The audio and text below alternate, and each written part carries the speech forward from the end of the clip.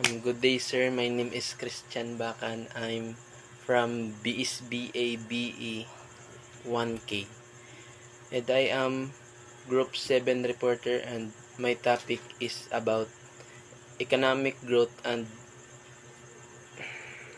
development. The first is growth. Growth refers to the quantitative change that occur in an economy. Ang pasabot daw sa growth is nagkalahi-lahi siya og pag-unlad sa economy. And the second is development. Development is refers to the quantitative or progressive change that occur in one economy. Ang development is kapareha lang siya sa growth. Nagkalahi-lahi ang iyang pag-unlad sa isa ka ekonomiya. The third is economic growth. Economic growth refers to the increase in productive capacity of an economy, thus increasing the national income. Ang economic growth daw is nag-focus lamang siya sa isa ka national income. The next is economic development.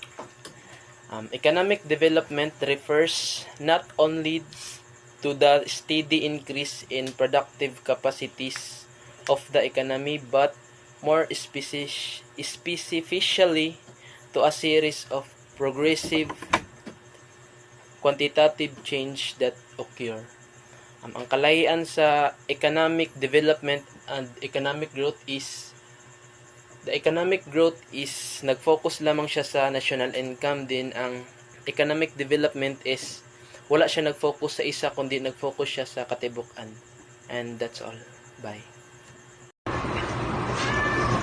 Leisure are developed by exercise of principles denotes from freedom from any convention of all sorts, meaning the government should not interfere in economic affairs of individual and society. Leisure press gina develop sa mga excessive rate.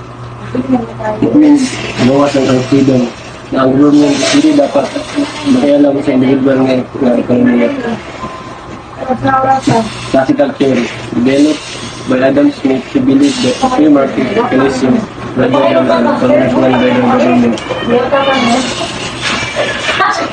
Isa kung sa ekonomiya nga ang ekonomiya magpadayon sa pag-ulam. Theory of population developed by Thomas R. Malthus. He believed that population increase geometric ratio while food supply. Theory of population is nagapatinaw sa economy. Kung paspas mo ito because sa food supply. Theory of comparative advantage. Develop David Richard Hill postulate that nations should export the goods which they enjoy the greatest advantage and short import. The disadvantage is mga abilidad sa ekonomiya na produce o usa ka particular na products o service na mas baba ang presyo. Karl Marx believed he emphasized the value of labor static workers of labor capitalists. Karl Marx believed society is developed into classes. These classes always have conflict with each other. Theory and practice and poverty. Developed by Henry George, he states the rent is the cost of poverty. Sa pag-produce kung sa kapatid na produkto service. Good morning, Sir Sandy. My name is Januel Mabanta.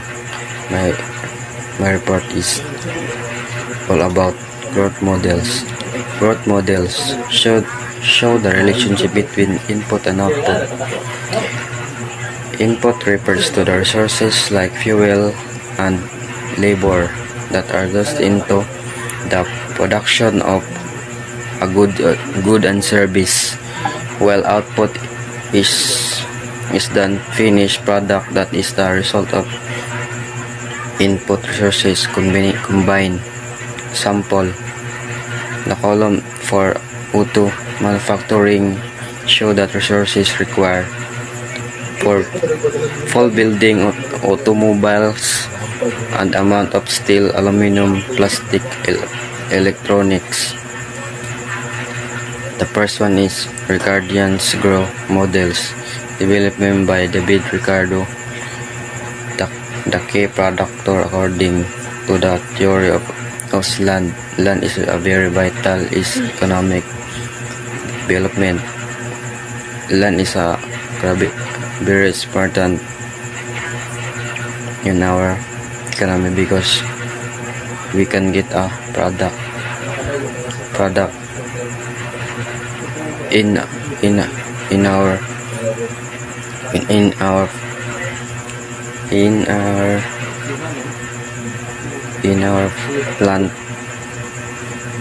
plant price. It is very important to me because we can get a product in the land.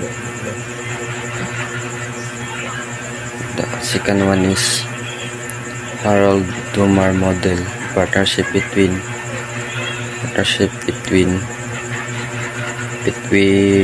Sir Roy F. Harold and Professor Yves D. Dumar, and the important factor of this model is the production of capital goods such as machine, building, and other equipment. Dumar assigns a key roles to invest in a process of growth, while Harold regards the level of income as the most important factor in growth process.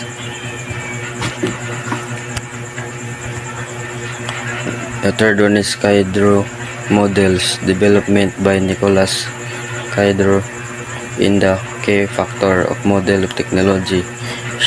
It shows relationship between the growth of capital productive, incorporating the influence of both factors. Both is she can make a technology model like a